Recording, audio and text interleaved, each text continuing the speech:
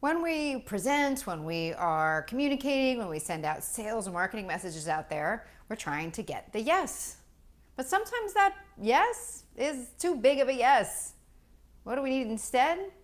1,000 little yeses. And that's what we're going to talk about this week on Find the Red Thread. I'm Tamsen Webster of tamsenwebster.com. Please do me a favor, like and subscribe.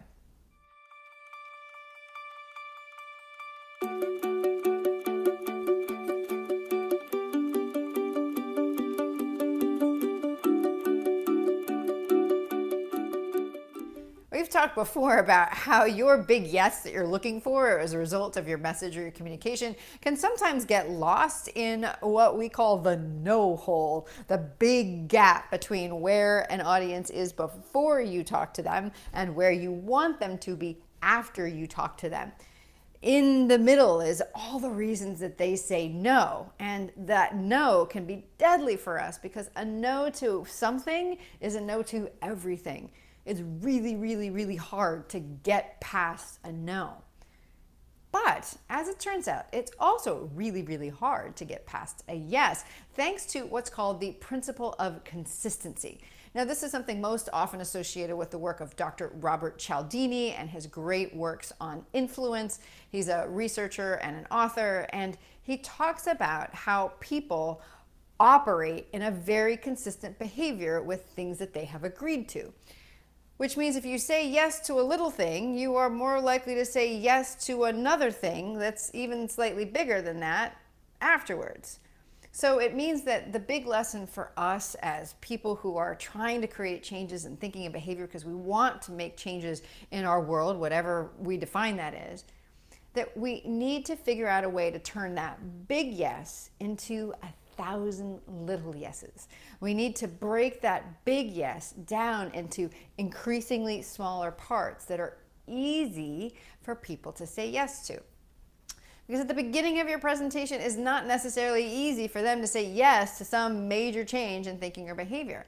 But it can be easier for them to say yes if you can say yes to, do you want this goal, right? Do you want this goal that we've identified? It can be easier if they say yes to a problem of perspective that they weren't aware of, but that you introduce. It can be easier if you introduce a truth that they already agree with that makes it pretty hard to stay looking at the situation the way they have before.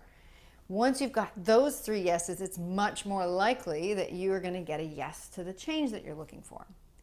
But we can make it even smaller still. Remember, we're looking for 1,000 little yeses, not literally necessarily, but we're thinking about what will make each of those slightly smaller yeses, the goal, problem, truth, change, and the actions, even easier. How can we make that even smaller? And the most simple way to do this is to ask of yourself a very simple question.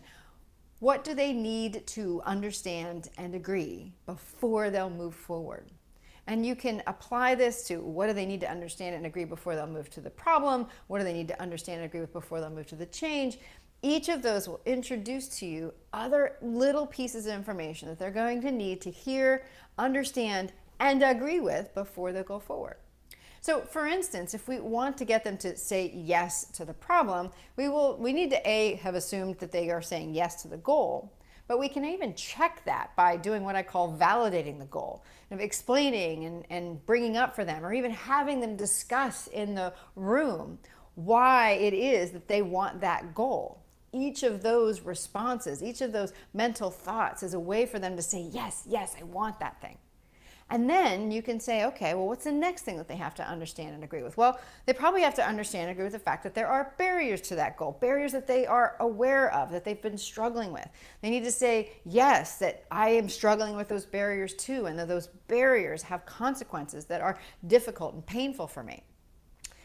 They also need to say yes to the fact that they have been trying things to get the goal, other solutions that may or may not be working to the extent that they want. They need to be saying, yes, I've been trying things. Yes, some things work, but some things don't. So that when you say, so maybe there's something else we need to look at, maybe there's some deeper problem, they're willing to say, yes, let's explore. If you repeat that process for each step, each statement, red thread statement in your message, in your talk, in your book, whatever it might be, you're much, much more likely to get those 1,000 little yeses that lead to the big yes. All it comes down to is asking yourself, what do they need to understand and agree to say yes? I'm Tamsen Webster of tamsenwebster.com. Thanks so much for listening or watching to this week's episode of Find the Red Thread. If you want more information about workshops or where you can see the Red Thread live, go to tamsenwebster.com/events and you'll see all the places where I'm either hosting workshops or where I'm going to be speaking somewhere soon.